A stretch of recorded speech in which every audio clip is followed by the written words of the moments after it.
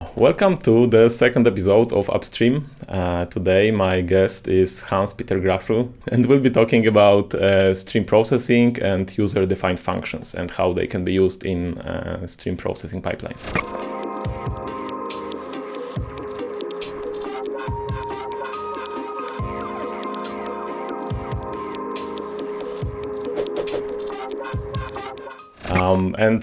Hans-Peter, with what really put you on my radar is the Kryptonite for Kafka library. This is where this whole idea and conversation started.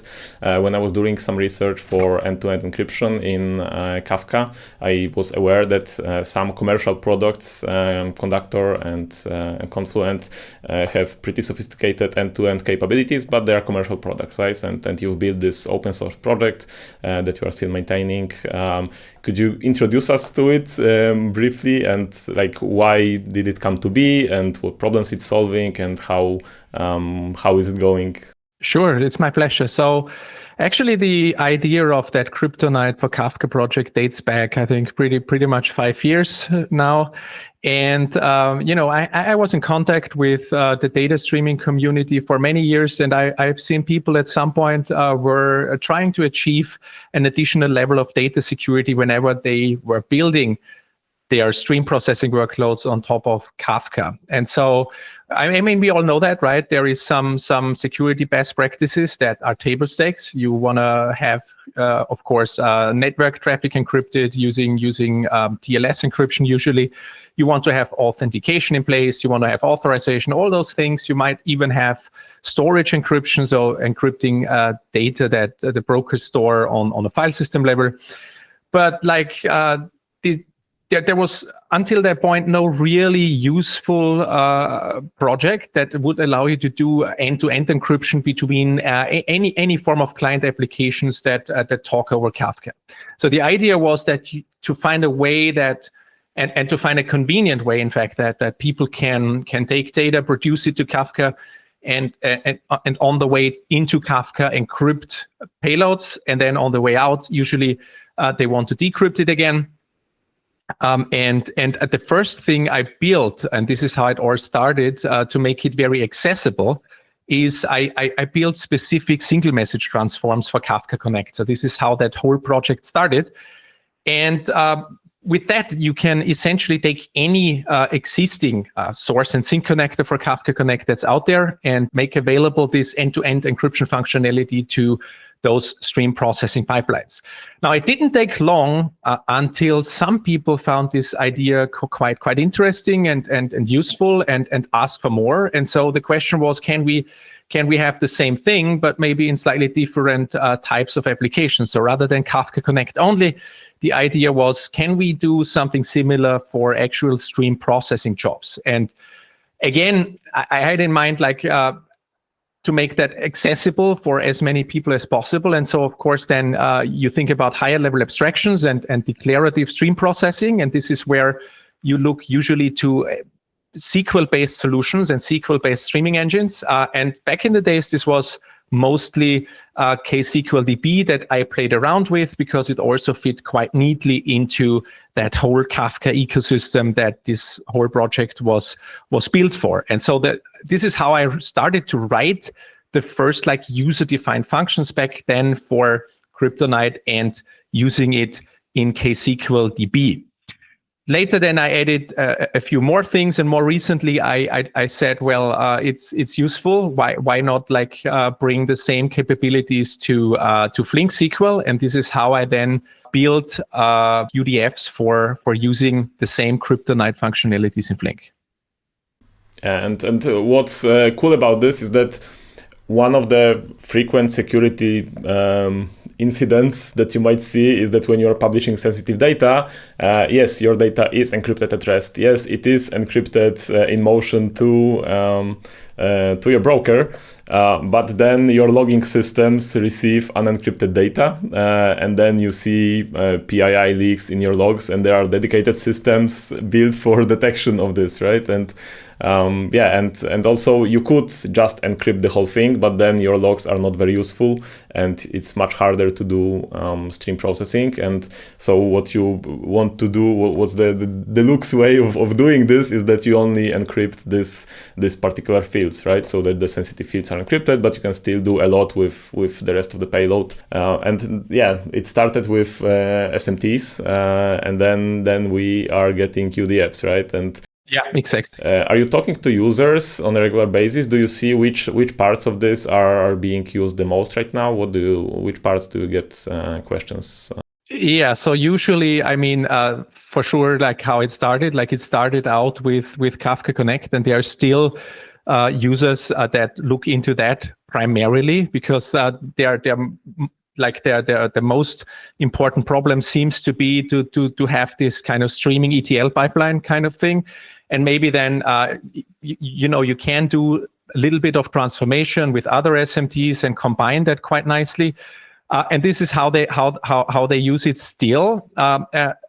KSQL-DB usage, quite frankly, was never really picking up a lot of traction. Like I initially built that again to open up for stream processing workloads, but the usage was never on par with the one that you had from Kafka Connect.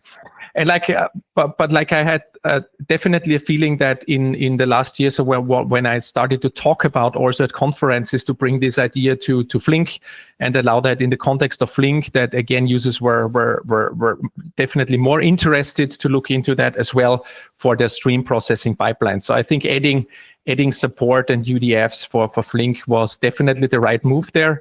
And hopefully enables users to do a lot more now with Flink SQL-based stream processing jobs. Yeah, that's I find the idea really cool, and really like that this is getting traction, because hit security is not something that you want to compromise on. I'll do a short B-roll of how this looks like, because if anybody is not familiar, the SMTs in Kafka Connect, like Kafka Connect, you create in a declarative way, right? So you create the JSON definition or properties or however, and then you just have a few properties that tell you that this fields should be encrypted in this way. Right, and with this SMTs coming from the library, this is just a simple declarative way of encrypting a single field. And in Flink, when you write a Flink SQL, then this is just a function on a given field, and now it's encrypted, and auto magic out of the box happens. If anyone's not familiar with this part, and this is that I hope to bring this idea to the viewers, user-defined functions in SQL, and in SQL specifically in streaming SQL. Can you give us an introduction on it, like on a high level, and what else can you do in it apart from encryption?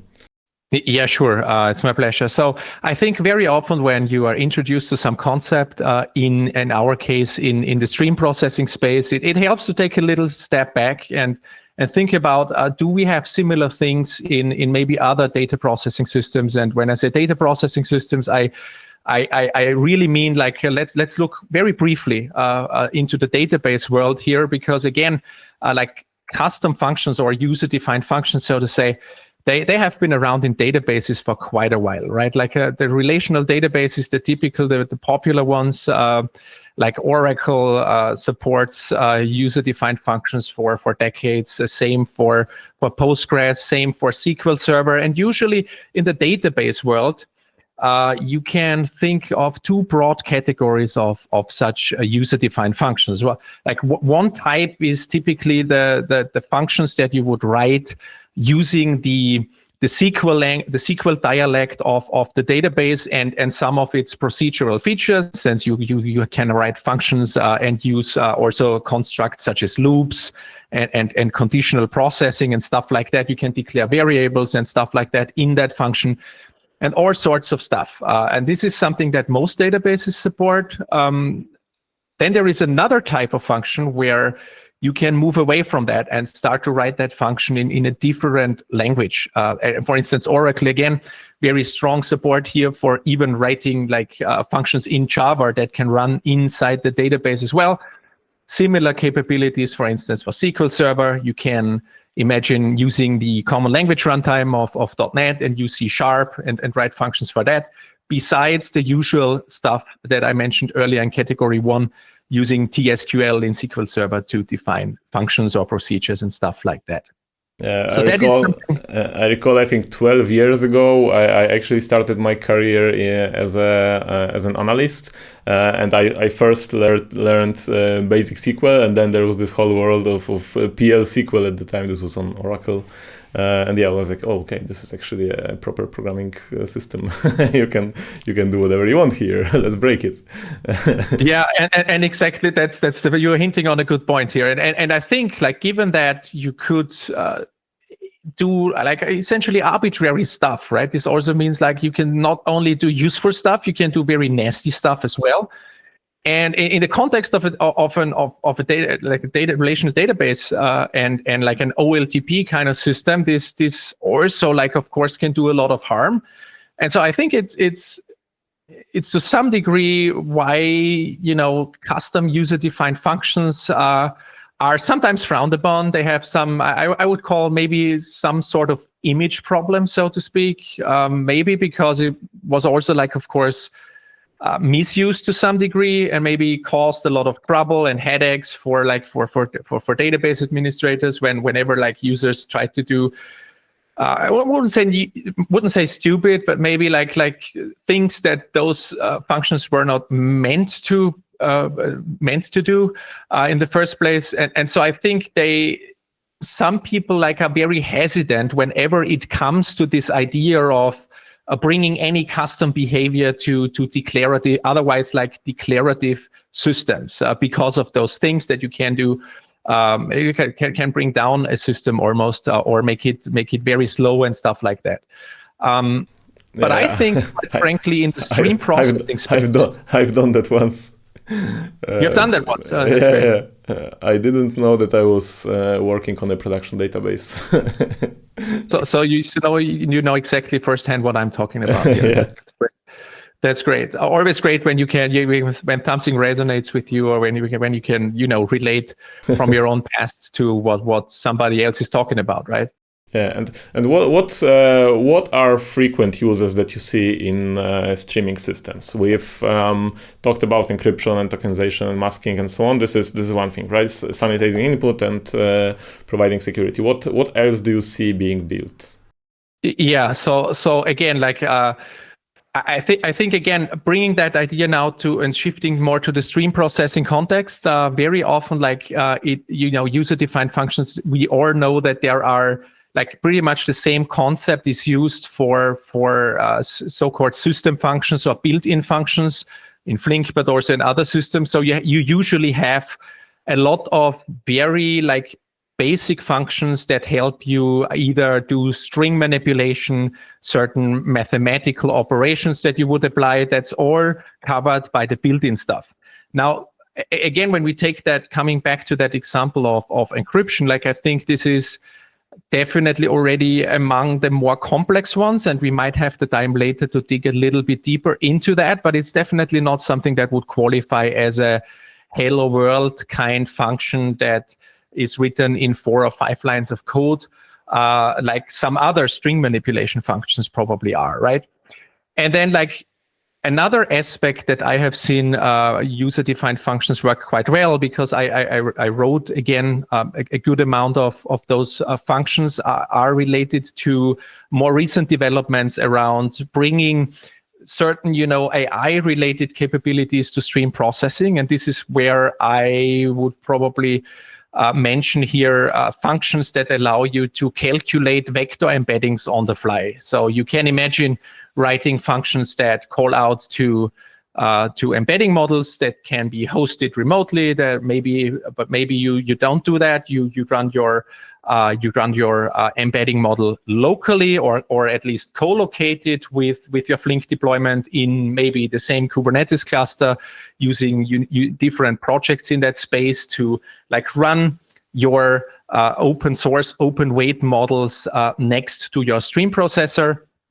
And the third option would even be that there are some, like for smaller embedding models that could work well for certain cases, where you could even like think of having the model like in memory, or basically like as part of your Flink deployment itself. So the model gets loaded initially at first usage, and then you do like local inference without even having the need to do any network calls out of such a function. So also that becomes possible. And then you could also use like that combined with, I don't know, maybe GPU support for doing that inference and stuff like that. So all sorts of different types of deployment options that you would get, and still you can nicely, essentially hide all of the peculiarities and complexities that need to happen under the covers behind a nice, simple to use facade. I really see it that way. Like you can take any complex processing behavior, package it up into a function, make it available to your deployment, and then anyone, no matter if they are developers or not, no matter if they understand Java or not, no matter if they even would be able to come up with that on their own or not, they can just like call that function conveniently from SQL and get all the capabilities they need with a simple like function call at the end of the day. Another example is also related to that a bit, like pretty much the same context. Think about doing maybe vector search in flight. So as a record comes in, you need to find the most similar records that you may already have seen and stored in some vector store in the past. And you want to find, maybe a user review comes in and you want to find the most 3 or 5 similar ones from the past. This could be a case where, again, you would do the embedding on the fly and then even do the lookup into a vector store from that function here. So you can like incorporate again vector search seamlessly into the stream processor and a job that's otherwise exclusively written with SQL. And I find that quite exciting when you think about all those different capabilities that you could achieve by that concept of bringing custom behavior to that stream processing engine using such functions. And what I find where I think that this would be very helpful is especially when you are working with niche technologies, right? Because Flink is super mainstream. Flink has tons of connectors, tons of integrations. Right now we have AI inference in Flink 2. I think it's being heavily focused on. But if you are working with more niche products, then UDFs will be a way to integrate this with your other external let's say a vector database that's also really niche. You don't have an integration. You can just create the UDF yourself and do the HTTP call or whatever IO operation that you want to do, and you do this in flight, right? Exactly. And another important aspect that I really like about that is that usually when you think about, you just mentioned it, right? Flink has come a pretty long way. Like what we've seen added last year in 2 and 2.1 is where actually this idea of any models, like language models, embedding models and stuff like that, models became first-class citizens in Flink. They are now in more modern versions of Flink, like actual catalog entities, and you can like create those, have them in your catalog, and then refer back to them. So you could say, well, this is the new way. You should do it that way, and I totally agree on that. But there's just one problem, right? There's a bunch of stuff out there in the field that is not on Flink 2. something. There are many workloads that are maybe even running Flink 1.18, 1.19, maybe even older ones, 1.16, whatever you have. And some of them won't get upgraded anytime soon, right? And this is how you could then say, well, either we migrate or upgrade, or we can't use that, or I'll do it myself. of using just user-defined functions, which then become available across like older versions of Flink in pretty much the same way, right? I mean, there are some nuances. Certain types of functions have not been introduced earlier. One that comes to mind immediately is, I think it was added in 1.19, was the async scalar function, and this is in fact a very important one when you think about doing any type of inference or in general any type of external system call from that function. Because if you do that with a synchronous standard function, it significantly slows down and essentially destroys your throughput significantly. But having asynchronous functions for I/O bound, operations is definitely helping a lot. And then, of course, in such cases, you would need to make sure that you at least have your Flink runtime on that particular version. But like migrating from 18 to 19 is usually much simpler than going like to 2 something, which also costs a lot of API changes, breaking changes, stuff like that, that would make job migrations much more difficult. Yeah, and on the version side, I don't know if you are aware, but I did look it up a few days ago. AWS managed Flink, it's still on 1.20, and they still don't have Flink.2, right? Right now, I think Flink is on 2.2. So yeah, version management, especially if you are working in an enterprise environment, this is often beyond your control, and you just need to adjust. And yeah, you might find stuff missing, and then UDFs could be a way to address this problem. And another interesting use that I found was that Flink is Flink, right? Flink has data stream API. You can do everything that's kind of available in the world. It usually is there in Flink, but we've seen a lot of emerging stream processing engines that go SQL first, and they all if in all of them, if you go SQL first, then UDFs are the way to solve more complex problems. And one, I think, Rising Wave has this interesting approach where they give you SQL, they give you UDFs, but they also provide an SDK to create an HTTP endpoint for UDFs, so that you can run your own server, and then your UDFs call the server where you can keep the business logic if it goes beyond what you would like to run on your stream processing engine. So that's also an interesting approach to use this and solve this problem. Absolutely. One topic that I wanted to ask you about, because you might be just the right person to tell me. I'm not sure. I don't know. On the previous episode of Upstream, Jarosław mentioned polymorphic table functions, and I think this was the first time I've heard this term. From what I understand about this right now is that these are table functions that don't go in line. They can actually change the state of the table. Is this understanding correct? And maybe you could help me understand it a little better. Yeah, sure. So at least to the extent that I understand it and I have tried it, I'm happy to explain my perspective on that. So I think there is, first of all, sometimes there's this confusion of names, because like this PTF abbreviation in Flink context is usually referring to as a process table function. This has a lot of similarities with the concept that they are built upon from relational databases and the SQL standard itself, where those functions are called polymorphic table functions. So that the abbreviation PTF is the same, but the actual spelled out name is different. And why they chose process for the P, I don't really know. You would need to ask the core contributors and maintainers there, but like definitely they chose a different term, which makes sense, because like the PTFs in Flink, they go a little bit beyond what the SQL standard defines with polymorphic table functions, in the sense that you can address like stream processing related Flink specific concepts from those table functions. And first and foremost, this is about keyed state management as part of such function invocations, and even timer functionality. So I think what's quite interesting about these functions is that you can first of all see them as like a UDF on steroids, or a superset of any of the other UDF types that we had previously in Flink.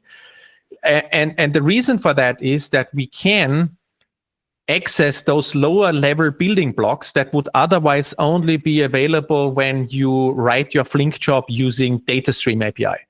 So not even in table API could you have had this type of access when we talk about using functions. And that makes it very interesting, because what this at the end of the day allows you to do is that you can stick to SQL-based Flink jobs for cases which previously would have required to abandon SQL and fall back to a Flink job that is written with a mix of table API and DataStream API concepts. So for those of you who don't know that, those different APIs in Flink, they can, like DataStream and table API, they can be mixed and matched in the same job. And this is what usually happened whenever you wanted to achieve something in a Flink job that cannot be directly expressed or would need weird workarounds with the table API, or simply is not possible at all. You would have to fall back to the DataStream API and then use the bridging capabilities between those two APIs. But still, it would require, a Java program that you compile and that you package and that you then deploy to some Flink cluster. Or if you would use the PyFlink stuff, you could do the same thing with PyFlink, like combining table API and DataStream API code. But again, the nice thing is that now we can seamlessly blend any lower level functionality that Flink has around state management and timers, and blend that with SQL, and at the end of the day can stick to a SQL job that for very specific, more complex functionality uses such a process table function. And this is quite fascinating. And I have to say that I don't know of another like typical and well-known like competing stream processing engine that allows that level of flexibility and such powerful capabilities as part of the user-defined function concept. So Flink is really, like, I think again in this case now setting the bar and made a significant improvement by opening up those lower level building blocks that allow you to write imperative procedural code, package it into a function, and then run it in your SQL-based Flink job. Yeah, that's pretty awesome, because I did analyze some stuff that grab.com has built a while ago. The headline that I'm thinking about immediately is that everyone knows SQL, right? So you can really democratize data access and data transformations because everyone knows SQL. And creating these low-level APIs used to be pretty hard, and right now it's accessible. And if you run into troubles, if you want to do something that you're not able to do, then there are other engineers that can build this without leaving the SQL syntax. So that's really exciting and really cool to see this APIs and bridges of everything converging on making stuff easier. Hopefully it will result in stream processing being getting more access and more popularity. I think a closing question that I have for audience that got interested but they are new to the concept. Any advice that you can give to someone that want to explore this? Maybe resources that would be helpful, or concepts to start with? Yeah, well, as usual, right? When you want to understand those concepts and think about like extending your jobs by, specific purpose-built functions that you need in your specific company and context, I think get your feet wet. That I have to say that the user-defined function documentation, and this includes all the different user-defined functions that Flink has, like scalar functions, table functions, asynchronous versions of those that I briefly hinted about earlier in this talk, and then the aggregate functions, user-defined aggregate table functions. And then finally the process table functions, like excellent documentation. When you compare that with other projects that are usually not as comprehensive when it comes to documenting such UDF capabilities in other projects and engines there. So the documentation is excellent, but I would definitely encourage you, take a look at some of the existing functions that are out there. Start with simpler ones, read the code, get familiar with how they are built, and then just get your feet wet and try to step by step build simpler ones first, and then make your way into the more complex areas, and just explore it hands-on and try to figure out useful ways to extend your stream processing capabilities and still stick to SQL as much as possible. Awesome. Hans-Peter, thank you very much for your time. It was really cool talking to you. Yeah, thank you a lot for having me, and have a great rest of the day, and happy to join the show again whenever you think we have something useful to discuss. Awesome. Bye, Jan. Bye. Have a nice day. Bye-bye.